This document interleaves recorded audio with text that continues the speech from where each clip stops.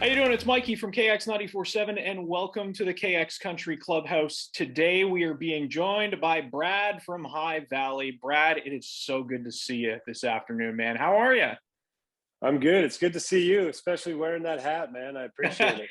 Oh, one of the OG caps right here. Absolutely. I'm not one of those artists that's willing to wear my own merch, but I do appreciate it when somebody else does. So love Where that. are you checking in from this afternoon? Are you at home in Nashville? Yeah, I'm just in kind of like our TV room, the football headquarters over here, just Football where we headquarters. watch all the games. Yeah. How are the young lads doing? They still playing? Yeah, they're playing all day, every day. So football season just ended on Saturday, and my oldest just had a basketball game going to overtime yesterday, and 14 seconds left. He had two foul shots, made them both, and we won the game by 3 points. And I've never been that nervous. I've never been that nervous for any of our shows as what I was for him at the free throw line. There was hundreds and hundreds of people. I mean, they stormed the court. It was insane. It was so exciting. Just a proud dad moment, eh? Yeah, absolutely. Yeah. So from football to basketball, the boys are playing hockey as well. Unfortunately, it's sad, as a Canadian to say this, but my oldest played hockey for 5 years and he doesn't anymore, but he plays baseball, basketball. They both play baseball, basketball, and football. Right. And thankfully, they only play it at the most intense travel level. So we pretty much just drive around the world in circles, chasing arenas around. Dad's still watching a bit of hockey, are you? Yeah, absolutely. I'm going to be tonight and Saturday night. I'll be on Hockey Night in Canada, and all those years of watching hockey hopefully come in handy, because when Ron McLean asked me to give my 2 cents on what happened in the second period, I better have something to say. They're putting you on the panel? Yeah, I'll be on the panel the whole night. And that's awesome. I can't believe it, man. I'll be out of my comfort zone. It's going to be, I got to get with the statistician ahead of time. So I have all those random, this is the 14th goal he's scored on Saturdays after 8:30 PM, or, that kind of stuff. Awesome. Well, we're looking forward to seeing you on Hockey Night in Canada, but it's a pretty exciting week for you. It's release week. You've got brand new music dropping on Friday. What can you tell us about these two brand new singles, Whatever It Takes and Never Not? Kind of take us through the creative process here. Yeah, so Whatever It Takes is the single, for you guys at Country Radio, and it was, when you're from Northern Alberta and you get invited to the beach, you never ever say no. So living down here, thankfully, it's only about a 6-hour drive to the Gulf, of Mexico, down in Florida. So we got invited, me and my neighbor Ben Stennis. We got invited to John Knight's house down there, and we'd been writing for a few days, just having a great time. Kind of went for dinner, concluded the trip. It's all over. Let's get ready for the airport. And I started just playing guitar, sitting on a chair, looking at the water, not trying to be a songwriter or a musician, just being a guy at the beach that happens to have a guitar. And sometimes that's when the magic happens, when you're not thinking about it. So I just started going, hey, dun, dun, dun, dun, dun. And the guys were like, man, maybe we add one more song to the trip. And it was real easy. It might be a world record because we just wrote this a few weeks ago and now it's already out. But we wrote it right there on the beach. And, my wife and I have got borderline addicted to flipping houses here during this whole thing. When the studios got shut down, we wanted a studio place for myself out here. And we have some farmland a few miles from our house. And I kept using her SUV to haul my son's dirt bike back and forth to the land, and that wasn't going over too well. So I said I'd build a little shed, just for a 50cc dirt bike. But that escalated into me having a garage, and then the COVID thing kind of shuts down the studios. We think we'll add a studio, add a restroom, add some bed. All of a sudden we got this Airbnb out there, and there's a line in the first verse that says, swing a hammer, climb a ladder, come on, darling, it don't matter, I'll do whatever it takes. And that's a little nugget of real life in that song. Yeah, from a shed to an Airbnb cottage. Yeah, Not bad. exactly. Anything can happen. Yeah, your beautiful bride. She definitely has an eye for that kind of thing, man. Absolutely, man. We opened that place, and the first day, very first post we made of the Cottage at the Ridge on Instagram, somebody said, "Hey, can we get married there?" And we start talking, and I end up knowing the guy, and it's his fiance, of course, reaching out because the ladies always take care of those details, right? And so they end up having the wedding, and they're like best friends with Luke Combs. So now Luke Combs is at the wedding. A few weeks later, Brittany Aldean's doing a photo shoot, and now the whole world wants to stay there. So we this place was supposed to be for me to hang out and write songs, but if I want to do that, I have to block it out like 4 months in advance if I just want to go there and fish or ride a four-wheeler. Yeah, it looks like you're gonna have to build yourself another man cave. Yeah. Look, dude, we're looking forward to seeing you up here very soon, a couple of weeks. You're heading north to London, the Canadian Country Music Awards at the Budweiser Gardens on November the 29th.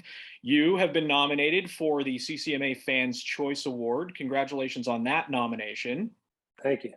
And we found out a couple of days ago you're going to be performing on the show itself.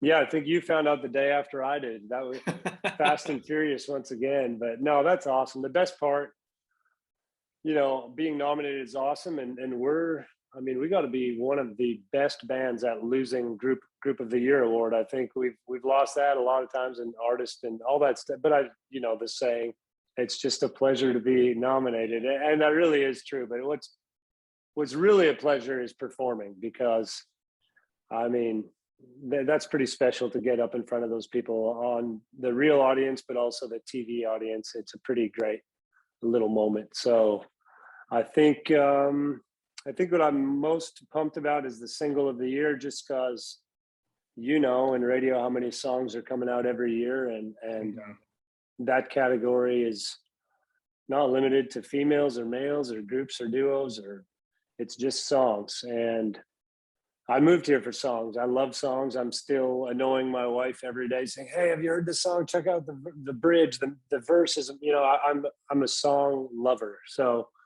to be up for single of the year, that's the one that's really probably the coolest for me. Now, when it comes to the performance, I got to ask, it's been a few months now. When you're up there performing on stage and you look to your right and Curtis is no longer there, does that get weird for you? Um, what's crazy? First off, absolutely, I miss Curtis. I'd miss Curtis more now in an interview so that he could say something hilarious. Um, but thankfully on stage, the five guys in the band, other than him, have been in the band, they would say for 100 years, but I think it's been more like 10. So when I run up on the drum riser or over to the electric guitar player doing a solo, or bass player, they're all the same guys that have been with me since, I was a young buck. So that part is really familiar, but Curtis is doing awesome. Him and his wife just opened their own store, and they're doing great. Just a little different, a couple of years ago when things shut down, and I'm still writing songs every day, but he doesn't write songs. And he's like, "Do I really need to be here?" So it's been good that they got to go back, where they're both from. Curtis's wife is from our hometown as well. So my wife and I are not from the same hometown, so we'll never have that experience where we would, raise our kids in the town where both of our, or both sets of grandparents could be. But Curtis and Miranda get that opportunity, and for us, Spring Hill, that's our town. My kids were either born here, or my oldest was a year old, so they don't know any different. Right. Yeah, the group of guys you got behind you are incredible musicians, and I just want to ask: has there been any changes that has been needed to be made to the set list or the stage show itself since Curtis's departure? Like, have you had to swap in tunes here and there because of it was more Curtis heavy than you? No, we haven't done any of that, but I have added. I've always wanted to do this, and once again, this is thanks to you guys. I owe this all to country radio, but there's been a number of songs by other artists that weren't High Valley songs, but they were Brad Rempel songs that I wrote. And so we've started putting in some Jade Eagleson or the Reclaws, or so far, like Hunter Brothers, or we'll do a little bit of everything. We might do a show someday where I put like 10 of them in there. If we're in Brett Kissel's town, we'll do his song. You know what I mean? We'll kind of change it as we. But I love telling the stories behind those songs, and a lot of people would never know those things. Right. And for me, as a fan of songs, I like the idea of being able to take a little break somewhere in our show if we're doing a headline show and say, hey, here's the original version of All Night to Figure It Out, or you know what I mean? Just something cool that you might not get just by clicking around on the internet. Yeah, stories behind the songs, the most important part of being a songwriter. Absolutely. Look, man, I'm not going to keep you very much longer. It's just a pleasure to catch up with these last couple of minutes. We look forward to seeing you November 29th at the Canadian Country Music Awards in London, at the Budweiser Gardens. High Valley nominated for a couple of CCMAs. Good luck in a couple of weeks.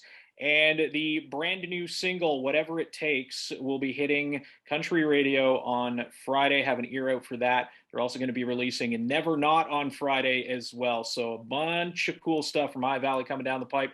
Brad, always a pleasure to catch up, man. Thank you so much for doing this afternoon. Hey, thank you. I expect to see you wearing that hat in London, so we'll see you soon. Always, man. I never take it off. Never not. Yeah. Brad, thanks, man. Appreciate you. Take care. Thanks for joining us in the KX Country Clubhouse today. Be sure to visit the video page at kxcountry.fm to check out our other recent artist interviews and stay up to date on all the latest interviews by following at KX96 and at KX947 on TikTok, Twitter, and Instagram. We'll see you next time in the KX Country Clubhouse.